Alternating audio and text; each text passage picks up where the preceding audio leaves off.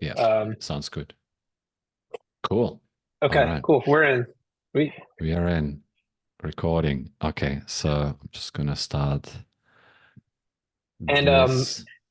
a little bit of preface on my side. So I know a little bit about how VS Code extensions work, but if we want, we can um, kind of you can start with a 10,000 foot view if you want, and then I don't know what your plans are for driving it, but I don't know. um, We'll just freestyle it. I have no idea. okay, okay, cool, Okay. that works. All right. So, Sweet.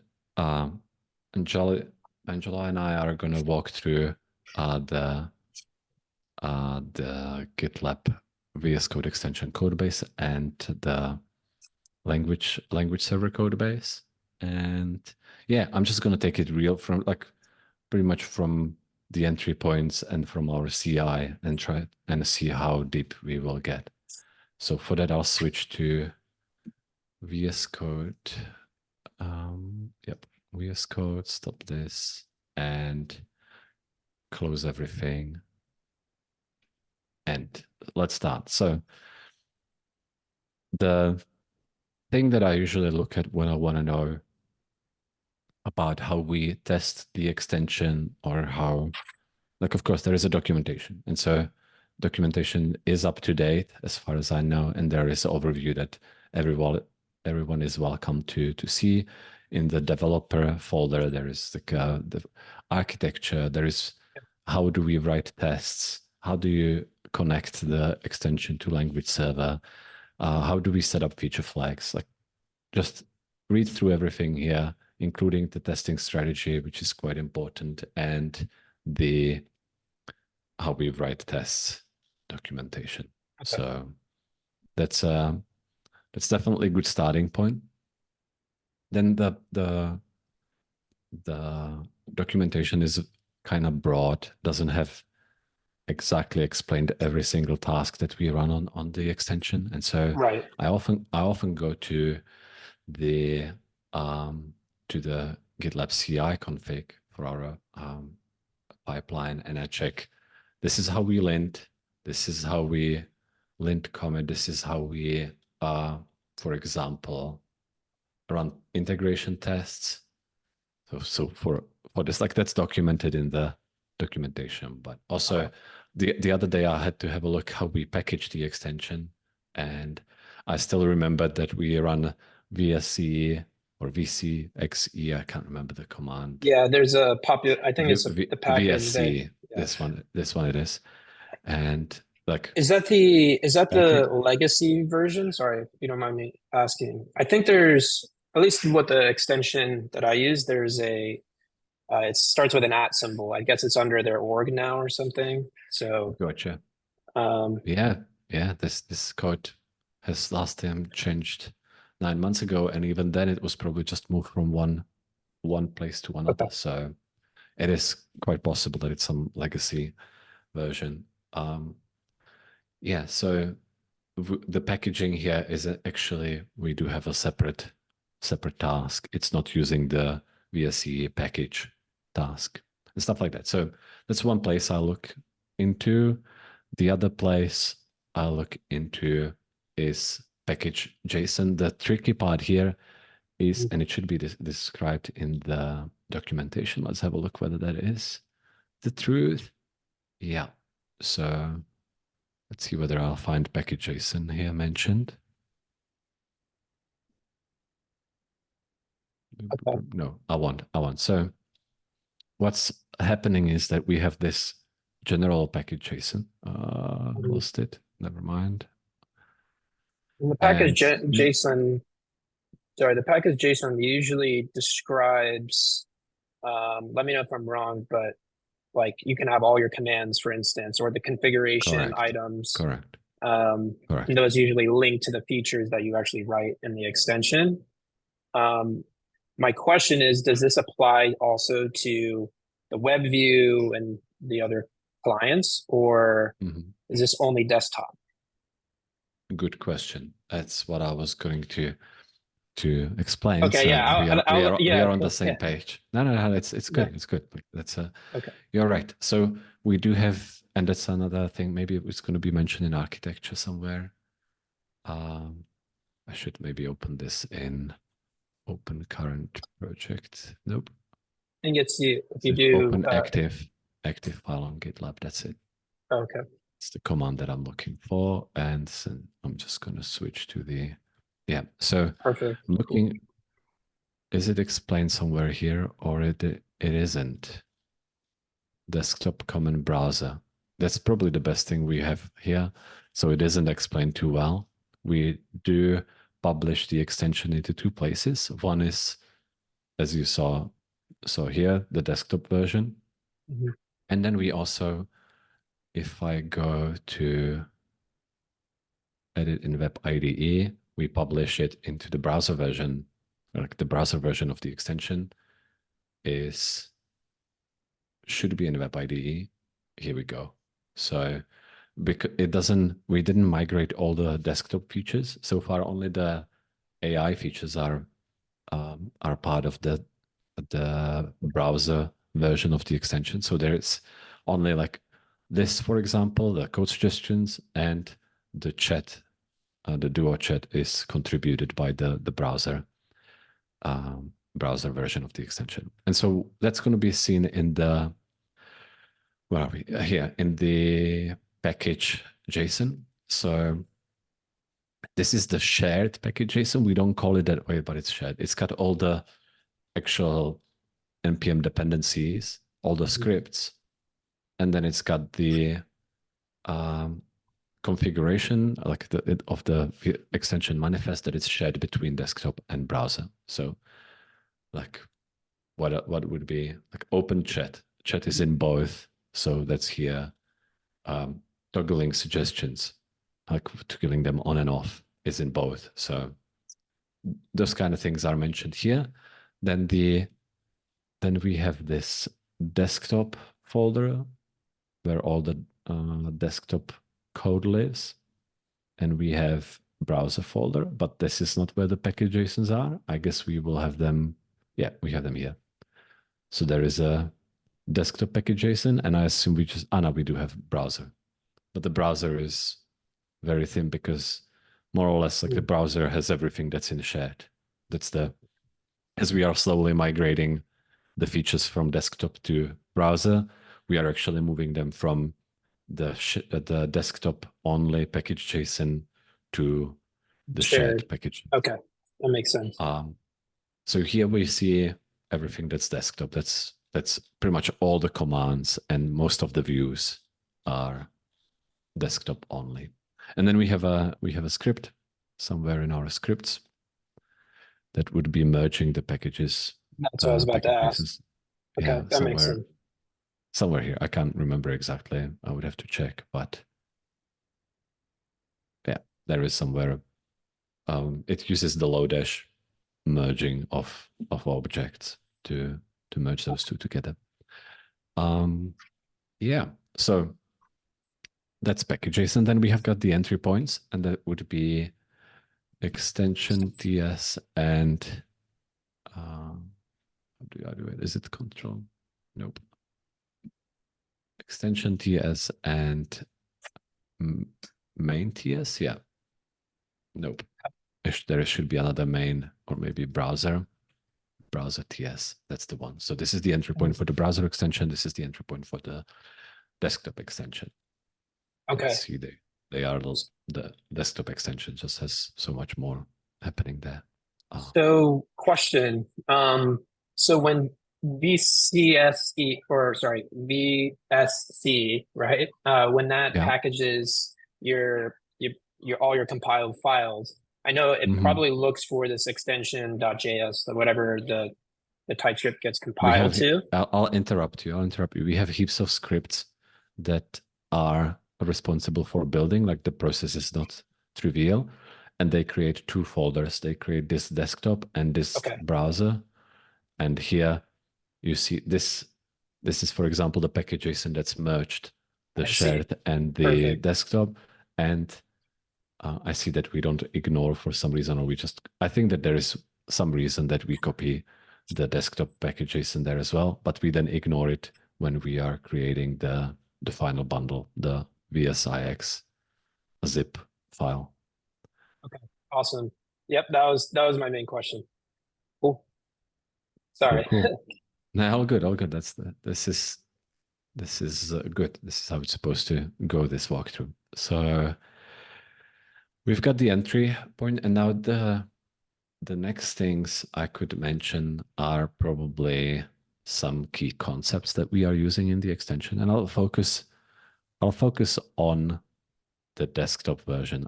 Maybe we have 40 minutes left, not even. So I'm gonna discuss like in general the desktop extension for a little while, maybe 15 minutes, and Mhm. then we can delve deeper into the AI features because that's what the whole team is working on at the moment. So there is the most value in explaining it. So the one of the key concepts is of the desktop extension is this what is this project in the repository interface. Here we go. So we are like when you are setting up your VS Code extension, right, you would have these commands like add account to VS Code, where you add account and personal access token, or you can, I'm already using the auth, but if I remove account from VS Code and I'll say either when you remove it, either there is a welcome view that lets you authenticate, or there is a command that's authenticate to gitlab.com. We only support OAuth at the moment for gitlab.com. I can authorize it, and here we go. And now, Cool.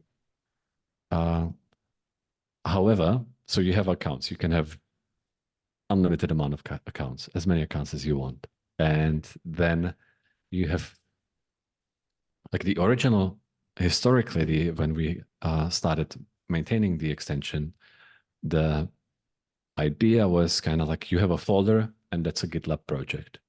But that's actually not true. Like when you have a look at folder, like Git repository, let's say, that by itself doesn't represent anything. The important part about it is the Git remote.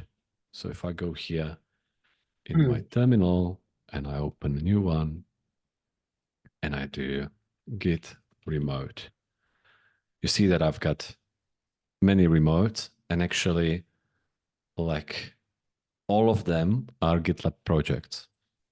Most of them on gitlab.com, but some of them on a different on different instances. And so how do you know which one to use, right? That's by originally we were just guessing like I think origin or the first one in this output we took, Yeah. and that created a whole world of complaints where people were saying like, I don't see the things that I want to see in my VS Code extension, and the reason for it was that that we picked the wrong origin for them, or like wrong remote. So what's happening now is that we run this every time account changes or repository changes or everything. We have this project repository, maybe. Yeah, this file contains a lot of logic that every time the account or remote changes, it will go and tries to match all the remotes. Actually, it's even more complex because you can have multiple Git repositories opened in the same workspace. As you see now, we do Yeah. have a test workspace, which is like a integration test folder created, and the VS Code recognized it, so even uses that as a repository. So there is multiple repositories, multiple origins, multiple accounts, and this logic tries everything with everything, like match everything, and figures out like, okay, so there is let's say this this is the origin, right? So there is this remote. Okay, it's on gitlab.com. Do I have any accounts on gitlab.com? Yeah, I do. I have Vic Thomas on gitlab.com. So I'm going to test that account against the origin. It authenticated and I can access that origin project See. through the account. I'm going to store it as what I called project in repository. Repository. Okay. And so this is like the pointer is this is coming from this is an interface from the no, the pointer is actually not the interface. The pointer is something that we created, but it has these interfaces in there that are coming from the Git VS Code extension. Like VS Code extension, oh sorry, VS Code project comes with the native Git. That's what's powering the source control tab. So there is an extension that powers that, and you can also import the extension that's which we do. Would we do it here somewhere? Maybe. What would be the? I'm just gonna try to search for Git extension. I think, and then look for some production code that would. Here we go. Git extension wrapper. So this way you can import another extension, and if the extension provides some public interface, you can consume that interface. That's what we do here, and also that's how we access the Web IDE features. That like because the Web IDE has a Web IDE extension, and if Right. we want to know what branch are we on or what project are we on, we can ask the Web IDE extension the same way Okay. in the browser section that we imported like this. And so So it's sort of like a shared API, I guess, basically for handling yes, Git. Okay. correct. Like if I go in VS Code, no, why would it be VS Code? And if I'll search for extensions, Git, here you see that in the README, they tell you like copy this API file in your extension, then include it in your TypeScript path or whatever, and then this is how you then import it and you can use it. I see. And Okay. you need to also declare that your extension depends on it. And so that's the way how you use, like in general, that's how the extensions are sharing APIs. Like you copy the API from the other extension, you copy it as a file, and then you have the types for like you copy the types of the API. Okay. That makes sense. So follow-up question. I guess two questions. So the main idea is for determining entry points, we go by the remote or whatever remotes you have configured on that whatever folder. Is that like a correct assumption? Basically, What do that's you the mean by main entry points? entry point in the sense that I'm trying to best phrase this. Entry point in the sense that all of the additional logic, so uh, resolving comments and whatnot, like you said here, this algorithm, if you will, of searching through these remotes. This is for, I guess, setting up your quote unquote project. Is that the best way of Correct. framing Correct. it? Yes. Okay. Yes. The result Um, of this is that, yeah, go. Sorry. oh, I was going to say, and then the follow-up question to that is for I know that workspaces is a thing in VS Code, right? So I guess the next question is how do you resolve a workspace? So if a user launches the IDE in a workspace setting, does it, I guess, pick the projects in the workspace and then try to resolve the remotes inside of that? Or is that supported, I guess, is the next question. Yeah. Yeah. Yeah. Um, Totally. It is. So we took advantage of really relying on that native Git extension. So that's mhm. already all solved there, where you can Oh, okay. always ask it about, give me the open Git repositories in the current workspace, pretty much. And Oh, so, okay. Okay. so like this, when you see here that we showed these two repositories, that's not because we would check what folders are opened in this workspace or Right. this window. It's Okay. because this tab, the source control tab, has those two repositories. That makes sense. Okay. So you're relying on that API to I resolve all that logic that I was just talking about. Okay. That Exactly, makes way exactly. more sense. Okay, cool. So we just receive the Git repositories from here. Um, we ask for the remotes on them, and then we are matching them against the accounts that we've got. And once you resolve, like figure out that account matches a remote, you create this project and repository, which is the pointer. I was saying that the pointer is that points into which repository you are in, which remote, and not even that. These, like you might have seen if you've ever run Git remote, like verbose, that like each remote has two URLs. This is not guaranteed to be the same. Most of the time it is, but some people are like have an origin and they would be fetching from something and pushing to their fork, something like that. It's entirely doable and some people do it. So the pointer tells you like which Git repository, which remote, and which of the two or multiple URLs that you have in it. So that's one. Then you've got the account and you've got the GitLab project. This is what we actually fetched from the API using the account.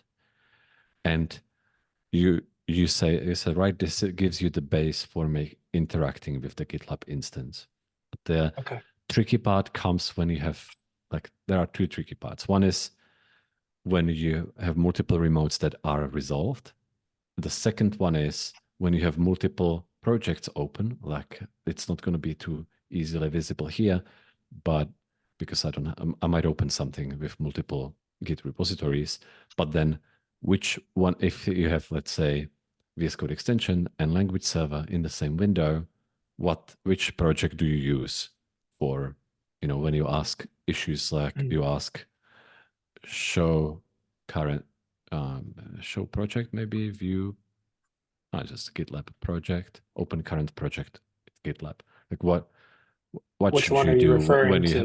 when you have multiple projects? So the first part of this, the one where you might have multiple remotes that are matched, is resolved by showing you that there are multiple projects, and you need to actually pick the GitLab project that you want. I think it's either you click on it or right click and select the only context menu. And now it offers you all the resolved projects that you have. And so I I'll pick see. here the GitLab org. This is my origin. And since that happened, I can have a look what are the merge requests, I don't know, merge requests assigned to me, for example. Then I see.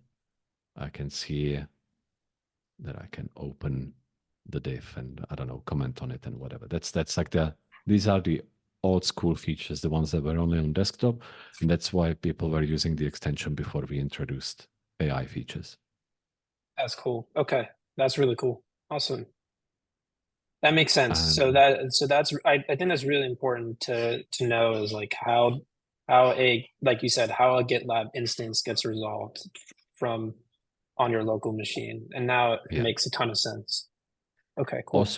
also like when you start thinking people when like contribute features to the extension, they like usually think about like they think about it the same way as you have web IDE. Like when you open web IDE like this, There's only you one it's only remote. one remote, one GitLab instance, only one branch, one account, no hassle. And so now with the complexity of multiple accounts and multiple projects, there comes questions like if you open a file that's not part of any folder, which account should you use when you want code suggestions for that file? Because code suggestions and Duo chat, so all the AI features, don't need open project, a GitLab project to work. All the previous features were bound to a project, and the AI features work regardless. As long as you have a account in your extension that supports the AI features, the suggestions and chat is going to be showing, regardless of whether the project you've opened is GitLab project or something else. Hmm, And so interesting. that's Okay. important to think about this. We have because we have the browser extension and the desktop extension, so the common features are all behind an interface that's in the common folder here. So, and it would be like a GitLab platform, it's called. I wonder where we will find the. I can just search for it with the platform. So, okay, so it's common platform, GitLab platform. And so this is abstraction that is very simple on the web IDE part because it just gives you the one thing. And it's a little bit more complex on the desktop part where it needs to figure out which project, which account should you use. So let's first have a look how this is implemented in the browser because that's simpler. Yeah, that's So platform browser. So pretty much you ask create account platform. So there is another interface that I should have mentioned, and that is a platform manager. Where are we? Yeah. So this is the main interface, and that lets you get a platform. And it's a little bit confusing, but the idea is platform manager is one for the extension, and it will, based on some arguments you might give it, it will give you like a project. You can imagine as a project, but we call it platform because it's an interface that abstracts away all the platform specific, all the platform specifics. So you have this platform manager, and you can ask it to give you active project, and so that will give you GitLab platform for a project, which you can make API calls, you can make WebSocket call, like you can connect to WebSockets. You know which account you've got. There is this, we probably should do away with it, but like the user agent headers differ because you can't set them on a browser, and you kind of set them in the desktop version. And then the only difference is that the project, GitLab platform for project, has also the project that you resolved. I see. Okay. And so this is very similar when I was showing on the desktop, it's very similar to the project repository. You are asking for get active project, which uses, you can also pass to it user initiated, because if you call this function in reaction to a user, it's going to be best if I show it. So I'll open another, how do I do it? File, add folder, is it? Add folder to The workspace, and I workspace, add yeah. and I add language server, GitLab LSP. Okay. All right, so now I've got some untitled workspace. You see that I've got these three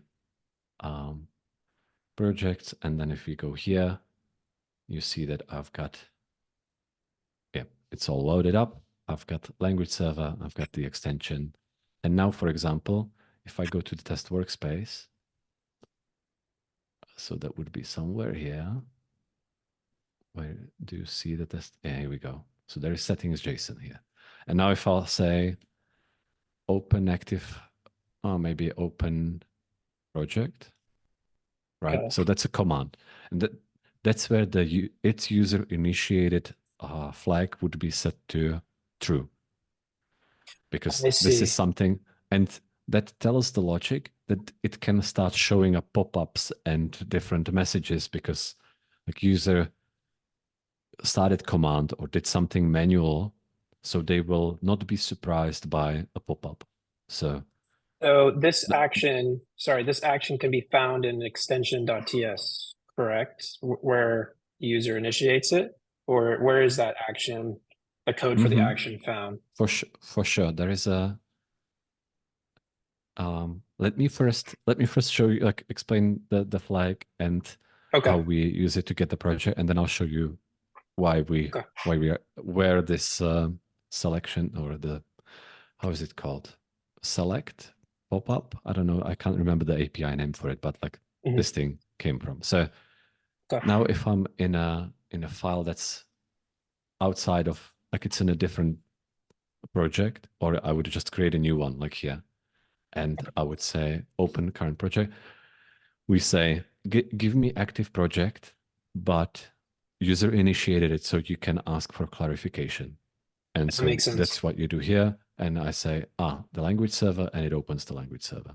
Now, the other part that's also asking for the current project is this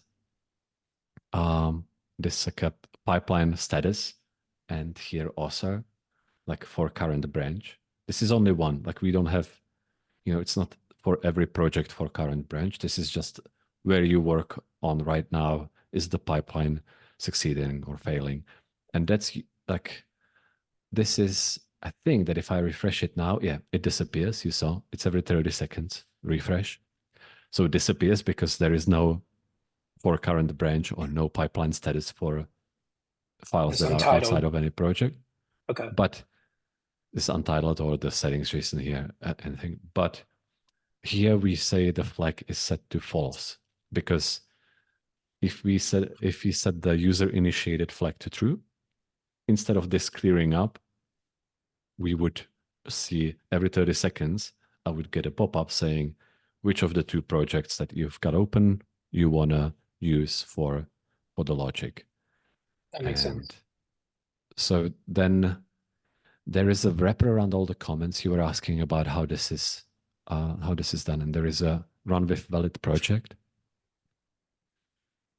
And so there is Okay. this get active project or select one. And this is the user initiated part, because this is already in the desktop only land. It's a little bit different.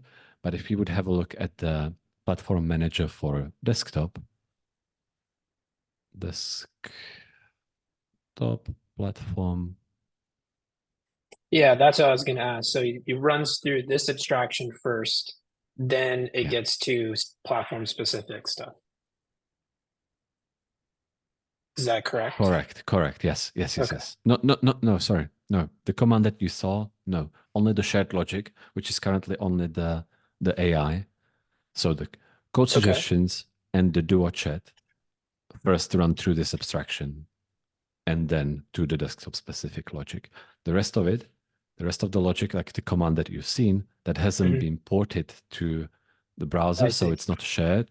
It uses only the desktop logic. It doesn't go through the abstraction. If we made it to go through the abstraction, it would be pretty much ported and it's shared.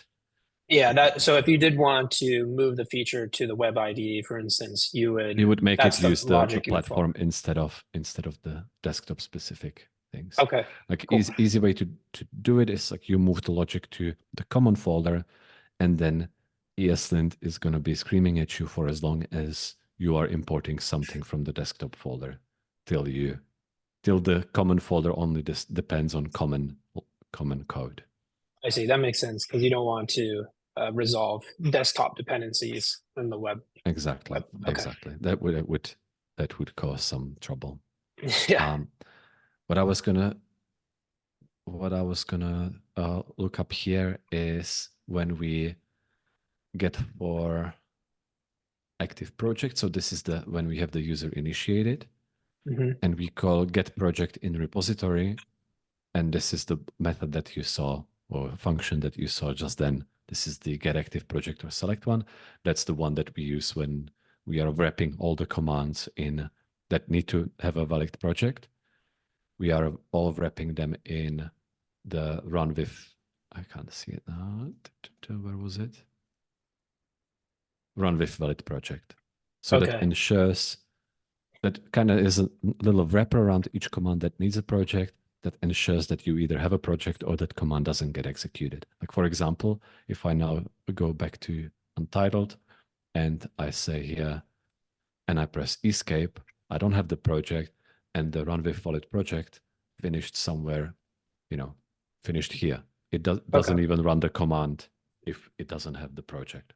That makes sense. And then you use when it goes to that selection, I guess you take the response from that VS Code API for the user selection.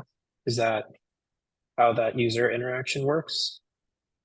So when the drop down, it uses behind the scenes. It's powered by this GitLab project repository.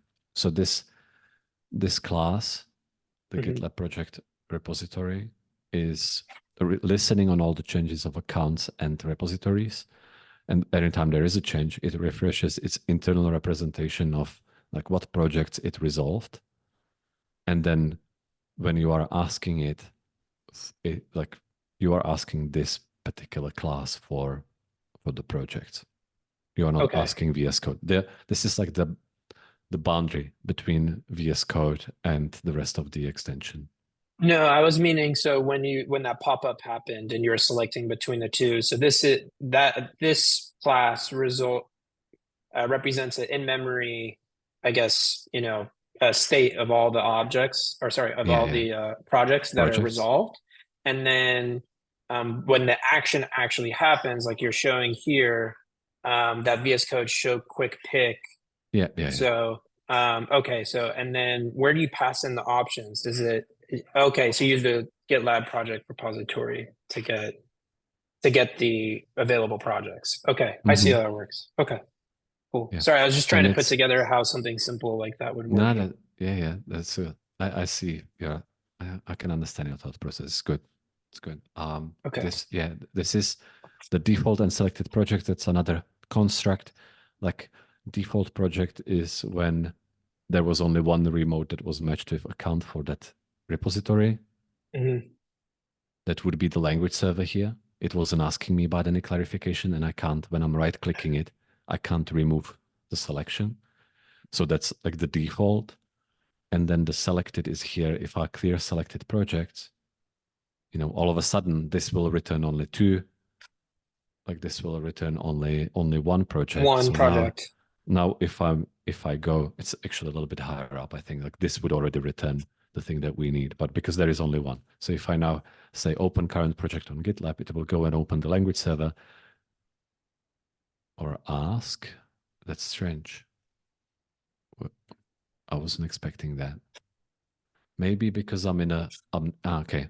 I'm not in so the logic as I'm learning now is that if you don't have the file from that project open, it will still show the pop-up. It doesn't automatically give you like a wrong project.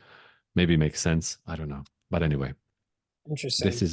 this is what selected project is. When I click here and say that this is the where we are here, that I select this remote, that's the selected project. That's stored in memory. We are not storing it in settings, but it's stored in the global store of the extension. And so for that listener, where is the listener registered? Where is that I guess process registered? Is that also in extension.ts or What do you mean by background process? Like for this checking of the projects and everything? yes. Yeah, yeah, that's in the project repository. That should be that there is only one additional layer of abstraction. There is like the Git extension wrapper that Hmm. wraps the extension that we are receiving from VS Code, the Git extension. And then I would assume that the project repository, I haven't seen this in a while, but I would assume that we here implementation when we are so we give it the extension wrapper and account service, and it registers if there is a change to Okay, account, do the update all projects if there is change to a I see. repository, and if there is a change to selected project, which is that's what I was just doing here when I clicked and said out of the multiple available projects select this one, and I see another repository for that. Yeah. Okay. And it looks like there's an event emitter. I'm assuming that's how it's based, like how VS Code implements it on their side is event Yeah. based, right? And we also we use event emitters everywhere that like everywhere where we are following that pattern. If you Okay. want other parts of the extension to listen on some changes, you use event emitter. The account service would be doing Okay. it That's really good to here, know. Okay, cool. event emitter and plenty more. Like that's something we use quite heavily. Okay. I don't know if I'm getting too in the weeds. Sorry if No, no, no, no, if no. we got. Like we've got an hour. How far we get in an hour? That's how far we get. I think you are getting a good grasp of the desktop part. Maybe we could focus tiny bit on the on the platform, Yeah, sure. but it's not really like there is not that much to discuss there. The methods should be relatively self-explanatory. You can Mhm. get so um, we ask for a current project. That's mainly the desktop part. The web ID part will just give you that one project that you have opened. We ask for active account. This is used for the uh, okay. So this one shows the UI picker if you are picking account, and this is on account change. So it's on account, but it's really on account or project change. That's probably Okay. how it should be called. And then right now this is on only probably on account because it's on the manager. That's the one thing that like there is only one per extension, so it's probably on account. Then we have get for all accounts. This is a way we needed this method because the AI features wanted to, if you have multiple accounts, they didn't want to just pick like the first one or even offer you all of the accounts, but they wanted to first reduce the number of accounts to only the ones that have AI features supported. Okay. And so the platform needed to su- supply this method so you can say, give me all the accounts. I figure out which ones support um, AI which ones features. AI features, and those are the ones that I'll offer you to use. Okay. And get for SaaS account, I'm not sure. Something Duo related. I don't remember doing anything about this. Like So, Duo chat related. general question before we get into like the web or like the platform stuff a little bit more. Does the web version that we support have its own API similar to what you see here? So VS Code.event. Is this basically a dependency that can be shared between both desktop and web platform, or is there like a specific web package that Microsoft provides?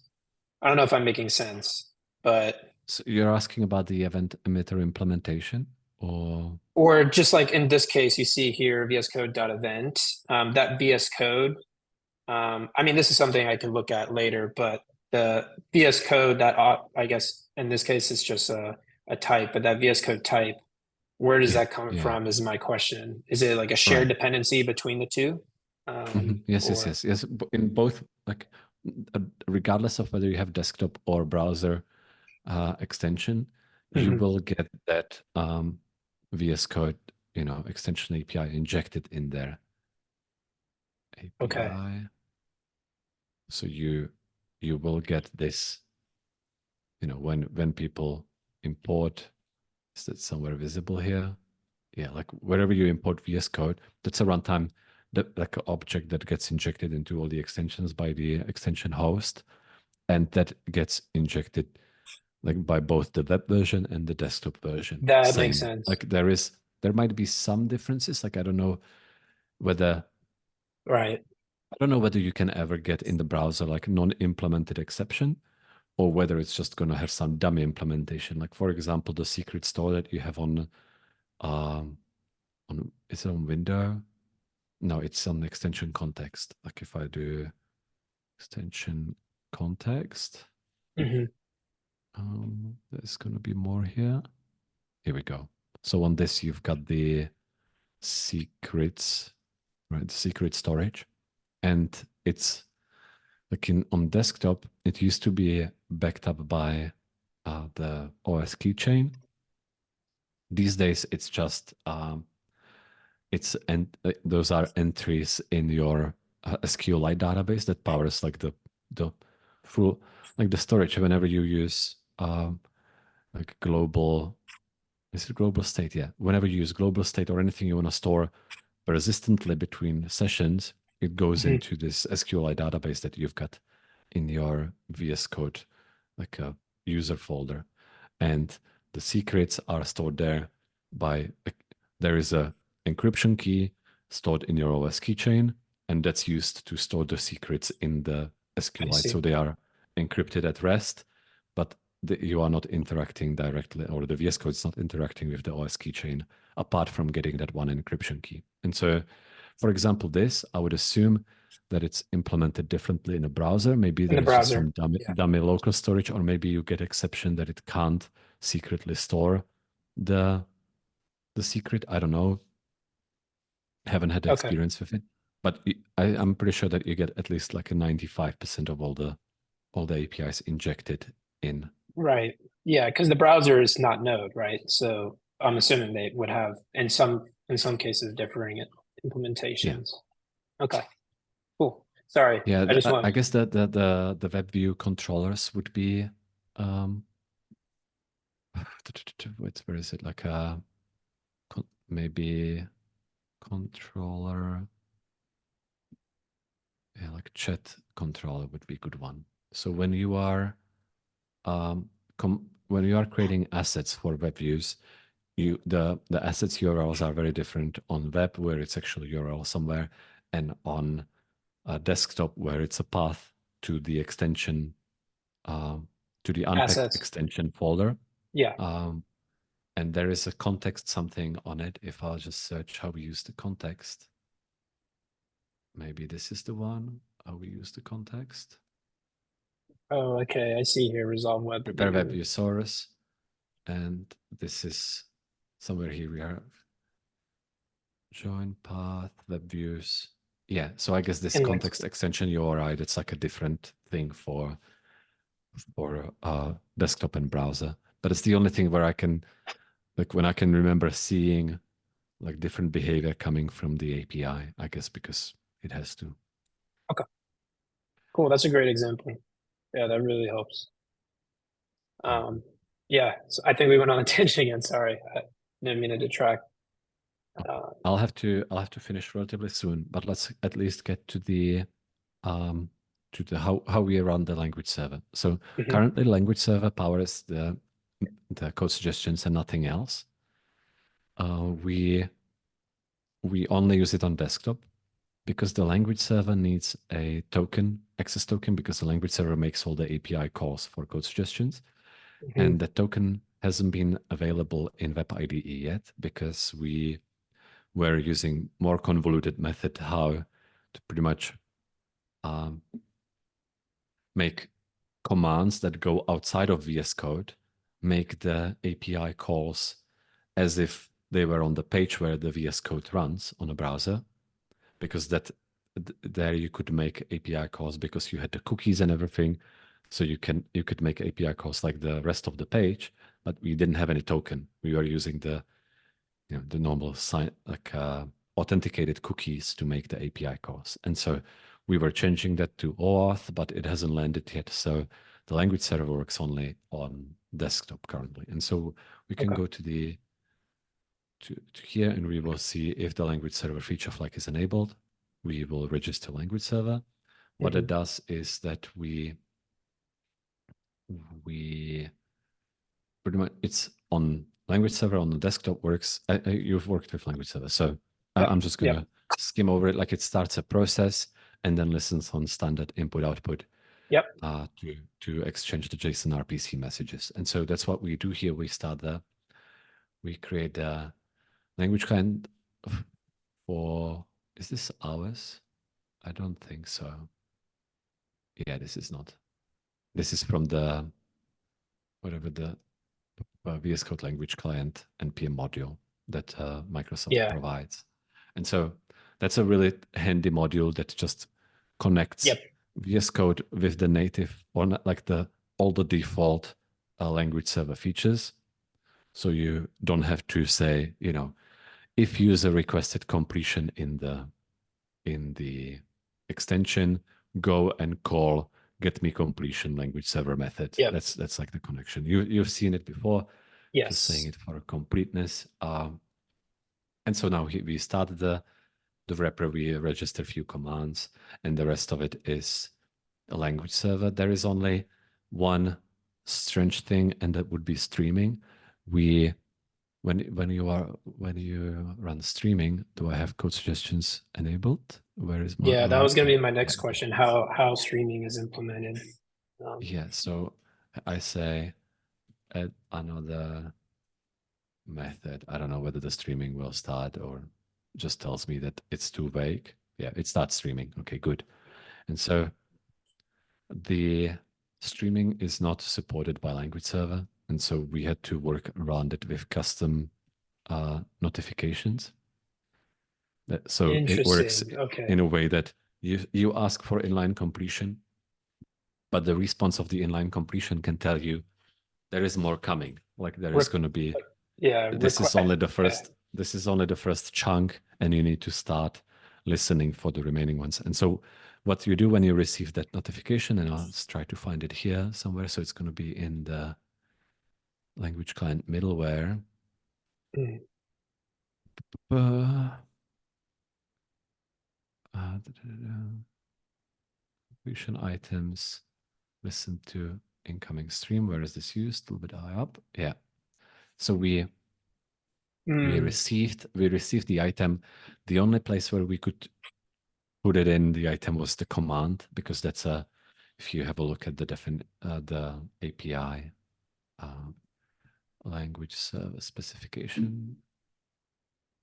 Yep, and then I'll search for inline completion item. yeah. Is it item? Yeah, and so the item, the only place that we could use is command, where command can have arbitrary And it'll string run and again. Another. arbitrary list of arguments. And so that's what we use here. We have a look at if the command is start streaming command. And if it is, we start listening on the stream, which means that we start listening on somewhere here. We say language client. Where would that be? Do we have the client here even? Maybe, yeah, client, and we create stream iterator, and that finally starts listening on the notifications. And that's custom send notification on notification. Here we go. Stream completion response. So those are the chunks. And Yep. it's not chunks, but every time you get like the full updated string. So it's not that you would be getting increments, but that's the language server remembers the increments, and every time it sends the notification, it sends the latest full string of the streaming. And you handle it here. And so that's the logic that like gets conditionally turned on if you tell the language server in the initialization settings that it supports, that you support streaming. It will start sending you these notifications, and there is a notification that you can send back, which is cancel streaming. Okay. So yeah, that was my next question. So it seems like the server itself controls the number of like whether it stops or not. I guess the one of the questions I had is, or I guess I'm wondering how the server knows when to stop. Uh, I guess when the stream ends, right? Is that, Yeah, I guess it stops sending commands to continue the stream, or is there a specific notification it gives? there is a specific notification. The notification that you are listening on here, the completion response, Mm, okay. has a done um, see, it has a done attribute. And so when you receive a what notification where done is true, that's how you know that you finished streaming. Okay. And this is still JSON RPC, right? Like the, Correct, correct. okay. Okay, cool. So it just parses. I think does the client handle the parsing? The client Yeah. handles that. You just say that you listen to a notification, you get the object already parsed, like the Okay. the object that was the JSON of the notification. So Nice. that and that's it. I'm gonna have to hop off. We're a little bit over time, Yeah, so yeah. No, we can do another one yeah, we should maybe definitely do part two. after the summit. We can do one about the language server, and I could do the same walkthrough there to Yeah. continue on this, because most of the logic is on language server. The only another part I'm going to mention that's implemented only in the extension and not language server is the logic that powers this this status bar, like you to tell users whether they can use code suggestions or not. For example, if I go to JSON, the status bar changes to unsupported language. Mm. And we do have, if I state manager, this is the class that does it. We have the multiple policies that pretty much tell you the state. That's what you see here. And then whether they are engaged. So whether they are, like, if, for example, it's unsupported language, that engages the unsupported language policy. And then they have some logic that's encapsulated within them. And so Okay. that's something that we, for time reasons, implemented in the extension. It would be much nicer to have it in the language server, because That's then what I was gonna wonder. Yeah. all the clients could benefit from it. Cool. Sweet. Well, thank you so much. I Cool. know we're way ahead. I'll stop the recording. And then for those watching, I guess thank you. And we'll do a part 2. Also, don't forget to subscribe and like. It really helps the channel. Yep, definitely. Okay, cool. I'll stop it.